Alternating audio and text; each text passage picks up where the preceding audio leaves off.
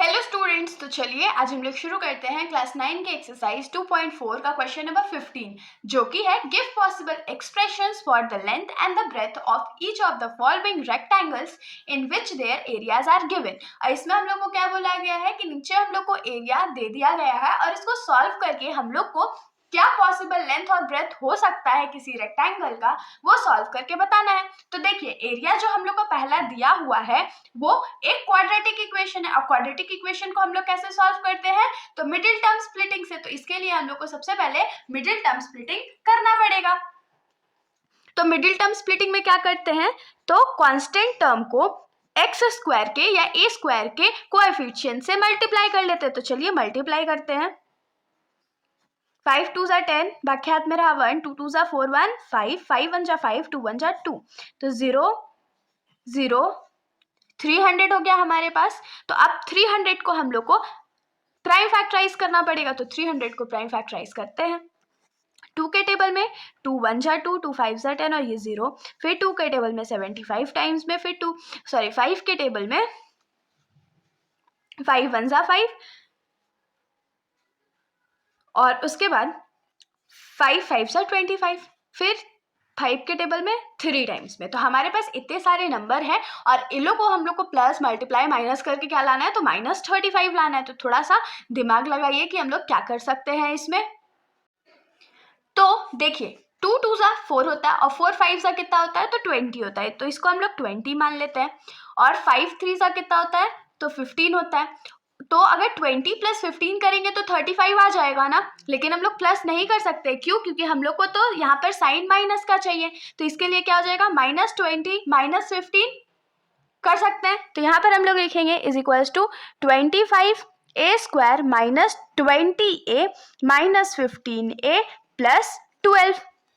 इन दोनों में क्या कॉमन ले सकते हैं, तो पहले तो हम लोग 5 कॉमन ले सकते हैं और a कॉमन ले सकते हैं। तो यहाँ पर हमारे पास क्या बचेगा, तो 5a बचेगा माइनस 5 4 जा 20 होता है तो 4 बचेगा और ये तो हमने कॉमन ले लिया। माइनस इन दोनों में हम लोग क्या कॉमन ले सकते हैं, तो 3 कॉमन ले सकते हैं। तो 3 5 जा 15, एक a बच गया, माइनस प्लस माइनस हो गया और 3 के टेबल में 12 4 टाइम्स में आता है। तो देखिए, ये वाला जो ब्रैकेट है वो हमारा सेम आ गया, मतलब हम लोग सॉल्यूशन सही कर रहे हैं। तो यहाँ क्या हो जाएगा, 5a - 4 और यहाँ पर क्या हो जाएगा, 5a - 3। तो मोस्ट प्रोबेबली हमारा जो लेंथ है ये होगा और ब्रेथ होगा। तो हम लोग लिखेंगे most probably length and breadth are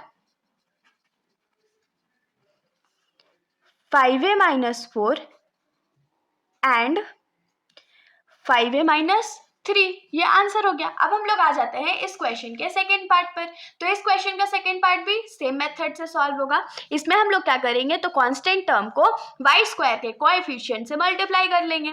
तो 35 × 12 हो जाएगा। तो 5 2 जा 10, बाकी हाथ में रहा 1, 3 2 जा 6 1 7, 5 1 जा 5, 3 1 जा 3। तो ये 0 हो गया, ये 12 हो गया और ये 4 हो गया, 420। अब 420 को हम लोग क्या करेंगे, तो प्राइम फैक्टराइज करेंगे। तो प्राइम फैक्टराइज फटाक से कर लेते हैं। तो ये 210 हो जाएगा। फिर 2 के टेबल में 105, फिर 5 के टेबल में 5 2 जा 10 1 जा, फिर 3 के टेबल में ये 7 टाइम्स में। तो अब इन सबको प्लस माइनस जो करके भी कुछ भी करो, लेकिन लाना कितना है, तो 13 लाना है। तो दिमाग आप लोग भी लगाइए, मैं भी सोचती हूँ। तो देखिए, यहाँ पर 2 2 जा 4 होता है और 4 7 जा कितना होता है, तो 28 होता है। और फिर हमारे पास क्या बच गया, तो 5 3 जा 15 बच गया ना। तो अगर हम लोग 28 में से 15 को माइनस कर दे तो हमारे पास कितना बचेगा, 13 बचेगा ना। और क्योंकि हम लोग को यहाँ पर +13 चाहिए तो +28 लेंगे और -15 लेंगे। तो ये हमारा हो जाएगा 35y² + 28y - 15y - 12। तो इन दोनों में हम लोग क्या कॉमन लेंगे, तो 7 कॉमन ले सकते हैं। तो अगर 7 कॉमन ले ले और y कॉमन ले ले तो हमारे पास क्या बचेगा, 5y बचेगा, प्लस है तो प्लस, और 7 4 जा 28। और इसके बाद इन दोनों में हम लोग क्या कॉमन ले सकते हैं, तो माइनस कॉमन ले सकते हैं और 3 कॉमन ले सकते हैं। तो हमारे पास क्या बचेगा, 3 5 जा 15, y रह जाएगा, माइनस माइनस प्लस हो गया, 3 4 जा 12 होता है तो 4 रह गया। तो ब्रैकेट में हमारे पास क्या बचा, 5y + 4 और नेक्स्ट ब्रैकेट में क्या बचा, तो 7y - 3। तो हम लोग यहाँ पर लिखेंगे most probably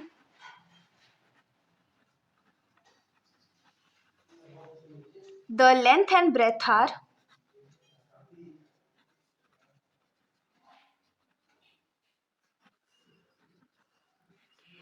5y plus 4 and 7y -3। Answer हो गया। इसके साथ हमारा ये सॉल्यूशन यहीं पर खत्म हो जाता है। अगर आप लोगों को वीडियो अच्छी लगी तो वीडियो को लाइक कर दीजिएगा और मेरे चैनल को बिना सब्सक्राइब किए कहीं मत जाइएगा। Thank you.